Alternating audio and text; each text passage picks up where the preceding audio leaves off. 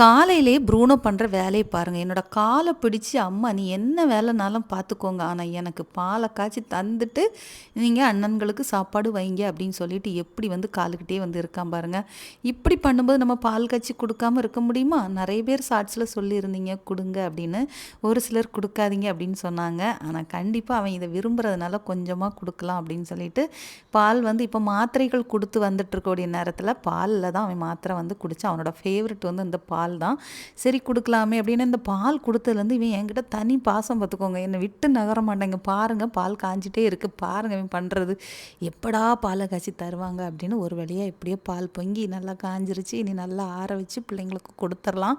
ஆனால் ஆக்க பொறுத்தவன் ஆற பொறுக்க மாட்டான்னு சொன்ன மாதிரி காய்ச்ச பிறகு இங்கே பாருங்கள், பார்க்குற பார்வையிலே கஷ்டமாக இருந்துச்சு. இனி ஒரு வழியாக ஆற வச்சு கொடுத்துர்லான்னு சொல்லிட்டு பாத்திரத்தில் எடுத்து ஊற்றுறதுக்கு ஆரம்பிச்சிட்டேன் பார்த்துக்கோங்க. இந்த பக்கம் இவன் என்ன விட மாட்டான், வேறு எந்த வேலையும் நான் இனி பார்க்கவே முடியாது.